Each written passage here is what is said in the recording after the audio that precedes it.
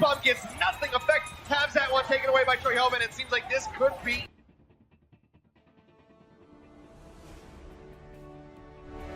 All right, guys, this is Break My Victory with Al Recap. I'm here with Space from the LA Valiant. We're just going to ask him a few questions.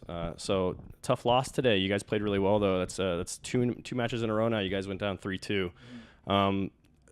You guys seem to have struggled against the Diva Bomb. They've been getting some pretty big plays against you guys on the Diva Bomb. What can you say has caused that potentially? I think for us, it's kind of like we thought at first in Goats meta that the combos were kind of falling off and teams were getting better at it. So when we were focusing on other things like positioning better and kind of in-game fights, like middle of the fights, we didn't really focus much on Diva Bombs and combos anymore. But teams kind of adapted and made it as strong as possible. So we have to get back on top of that, of just like knowing how to bubble properly, how to position properly against the bomb combo. So it's something that like we knew at first, but we kind of forgot it towards the end. So we just had to pick it back up. Fair enough. So we've seen a handful of like roster adjustments mid-match too. Is that like we've seen Kuki in for Custa and we've seen KSF in for Kariv. Is that a measure of just the map you're on or what the team thinks is best in the situation? It's also map dependent and kind of situational, depending on who we feel like is playing really well today or who we feel like is playing better on Koth maps or payload maps. But we're kind of still figuring things out because it's so early in the season. We want to see like which roster fits the best for us and like, who has the best chemistry together. So we're giving everyone opportunity and chances to get stage time and get comfortable with it. Sounds good. One thing I have noticed though is win or loss, you always seem to stay pretty cool under pressure. Is that just a measure of who you are, or is that just because you're trying to become more of a leader on the team, or what's going on there? I feel like I kind of got used to the pressure and the nerves like in stage 1, and I use it to my advantage of like not getting nervous and always trying to be hype on the team and like make sure everyone else is focusing.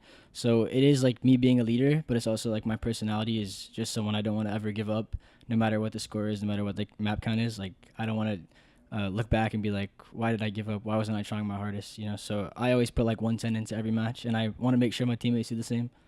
Yeah, that's awesome.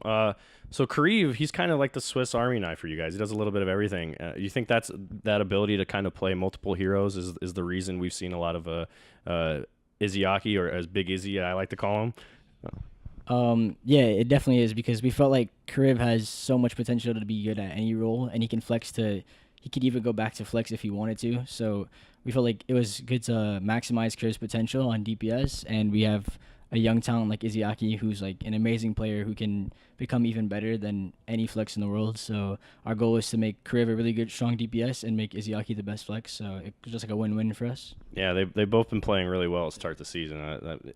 Izzy's looked really good through two matches.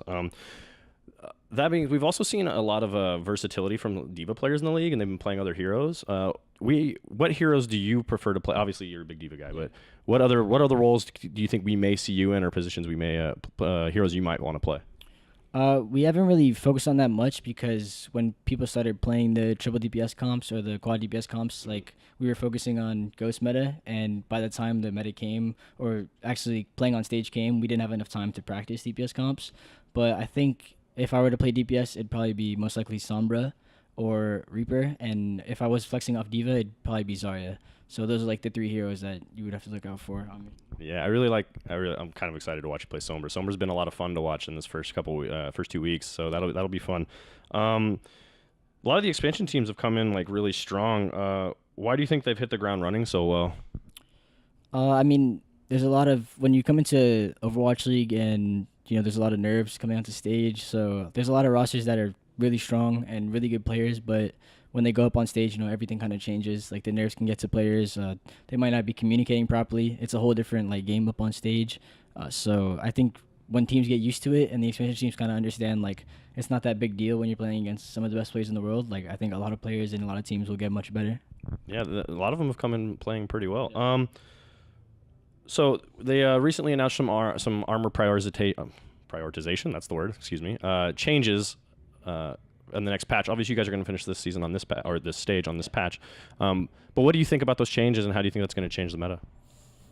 Maybe a lot more DPS for the next meta. We're going to figure it out. The armor changes are making it a little different, and we're going to have to get used to that. But I think there's going to be a lot more versatility in the next stage, and teams are going to be playing much more different heroes. So it's going to be exciting. And so one last question. If there was a one thing you could tell your fans that they may or may not know about you, what would it be? I think something like only like my hardcore fans know, or like a lot of like my close family friends and fans know, is that I watch a lot of anime. I'm pretty big on anime. It's like something I kind of grew up watching, and I kept watching it. So that's one thing that people don't really know about me, is that I'm like low key a big weeb. So yeah, that's okay. Me too. I'm a big anime nerd. Funimation app is so clutch, right? So all right, I got to ask then, what's your favorite anime? my favorite anime is Hunter x Hunter, like all time, and then my second, like right now, is JoJo. Is like my favorite right now. Okay. But like all time, my favorite anime is definitely Hunter x Hunter. Nice. I'm kind of like the old school weeb, like Dragon Ball Z, Cowboy Bebop, those guys. Like that's kind of my jam. But yeah, thank you so much for your time. We really appreciate it. That's it, guys.